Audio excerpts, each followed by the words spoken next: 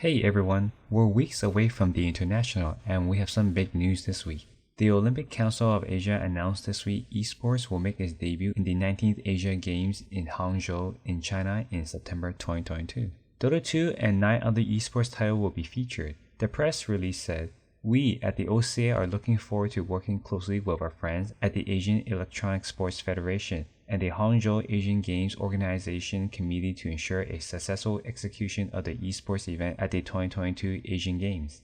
Over on the weekend, Icefrog released 7.30C late in the West Coast. Dawnbreaker is now officially added into Captain's Mode. Hope we get to see Dawnbreaker at the International.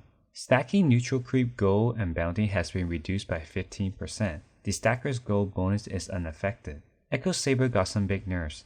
Bonus mana reduced from 2.25 to 1.75, and bonus strength reduced from 15 to 13. For heroes, Valve is definitely having fun with Chaos Knight. His Chaos Strike proc chance increased from 30% to 33.33%. Omni Knight got a huge nerf. His Heavenly Grace is now dispellable. And one of the last notable nerfs comes towards Sven. His base attack time has been increased, his Stormhammer damage has been rescaled, and his ultimate, God's Strength duration has been decreased from 40 to 35 seconds.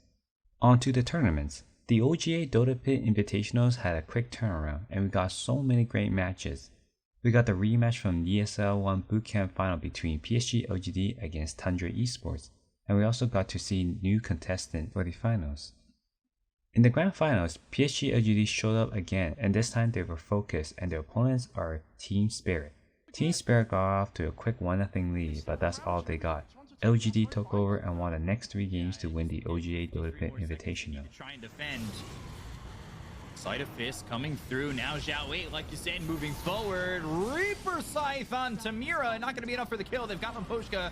He's hidden via the Glimmer Cape, but coming over his Faith Gun as well as Y. He'll blink away and avoid them. But this is going to be mega creeps. They're going to go to the tier 4s. Try and lock up this ground grand final. They're high-fiving Xiao Wei while he's just in their faces while the rest of the team takes the tier 4. Swashbuckle coming in from Faith Beyond. There's the Ravage. Can they get the kill on a Xiao Wei? Oh, Nightmare! Why again? Did he save him? Yes, he did. The Gobble Ups in, the Spit Outs there. They'll get the kill on a Collapse as well as Mirror. They'll take out 2 of the Winter's Curse is finally in. That's going to be on the Shinkyu. They'll call GG. LGD are the OGA Invitational champions. Probably a lot of people's favorites coming into this tournament. The next tournament for these teams will most likely be the International, unless something pops up for another short 4-day tournament. psg.lgd are still currently focusing on bringing Chen, nothing to say Jin Shang. He's currently having issues securing a visa. Invictus Gaming's Chan Oli Chongqian is having similar issues. On to our ongoing tournaments. The Dota 2 Champions League is well into their playoffs and V-Gaming is continuing their impressive run. They will face against Hellraiser in the upper bracket final. Получишь пару ударов. Вот так прыгнули, пытаются убить, Disruption. Дестроит, копье летит, снова Swift Slash. Omni Slash пошел, прыгает, всех крипов забрал. По крылату, по КБ нажимает, Дестроит тоже нажимает Blocking Bar, Blade Fury, те и уходит. Ну а там Янг Джи погиб. Ну и что? Дукалиса подцепить, убить, удары в спину от СФа мощно. И арена ставится, крылату просто глимсует. Похоже, надо сдаваться. Похоже, это все буйство. By Shadow Fiend, by Haze. Отличное, мне кажется, завершение сегодняшнего игрового дня и в целом этой серии. Если мы после первой и второй карты еще сомневались, то кто же в этом противостоянии сильнее, B-Gaming или PUBG? In the BTS Pro Series, they're back for Season 8. In Southeast Asia, Team SMG is starting to put it all together after playing together as a team and they're currently sitting on top of the standings. Here's a highlight of Team SMG playing against Motivate Trust. Answer. Luckily enough, Phyllis is up in a couple of seconds. Radiant's middle barracks are under attack. Just trying to style a little bit here, getting the Yasha and Kaya out just for that little bit of extra movement speed, even cursing them inside their own fountain. So much damage. Well, Phyllis, here's the attempt. We'll see what they can do. Moon's in trouble here. Lotus Cold Embrace isn't enough. They don't have the magic damage. Moon will fall. Now it's all up to mid one. The PL show, but you still see, man, they don't have a way to go through mid one. He's so beefy. He's got so much damage. He'll just chunk through Fearless and now Arfu as well. The U-turn back on the Terrorblade, blocking out the retreat into the fountain. That's a dieback for your Terrorblade. Now it's time to fountain dive as well as SMG. end it with the rampage, and they'll take the series 2-0. Not forgetting dropping the alliance is that. In the Americas, teams are fairly even throughout the group stages. Here's how close it is in the standings. Early in a match between 4 Gringos and D2 Hustler, a player on D2 Hustler disconnected and restarted Dota 2 and was unable to reconnect. Cedric Divide Llama Deckman tweeted to Valve to ask them to fix this bug ASAP. I've lost 2 official games this week because of teammates restarting Dota 2 during a match, but not getting the option to reconnect. Please fix this ASAP before more important games get ruined. We're really making anything too big. Got a bug where oh no. Automatically abandoned. That one I have not seen in a pro match in a little while, but yeah, that is a well-deserved yikes. Well,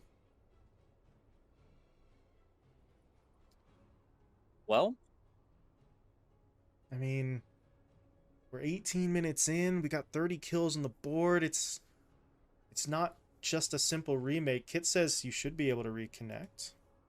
these are the worst types of games, and if they confirm that he actually can't reconnect, then it's just throwing it up the pipeline to now what the decision made is here. But yeah, okay, they just call it. That is so.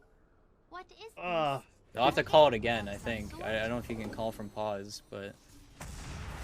Oh, yeah, he's breaking his items. What can you do is the name of the game. Well, unfortunately, folks, it is going to be a bit of an abrupt end there as... And our highlight comes between 4 Zoomers against Team Team. The rivalry is only going to get better throughout the season. On to all 5. But where do they get the wrap around? Gunner. He's a little far from Z-Freak, and there's going to be the jump. Brax goes in. Ravage connecting. Avatos is there, and Gunner is dead. No buyback available. The relocate immediately deployed to make sure Envy is not in the line of fire. So they pull him back, but now somebody has to be in position so that Z-Freak can get himself away. But there's going to be the Chrono, actually. They're going to try and take the fight, but Moo, he is dropping low inside of that friendly Chrono, and the Fiend's Grip actually locked down the Faceless Void. Envy, he's going to be able to time walk it away, but he's not doing the damage that they need. Sammy's just going to wipe him out, and this is absolutely horrible for Zoomers. They've lost 4, and it's gonna be 5. Husky has no way out of this one as the Avalanche comes through. The toss follows it up. And that is the full 5-man. Yeah, they don't need it, really. They can just go. Thanks for watching. Subscribe to get your Dota 2 news and maybe more. See you next time.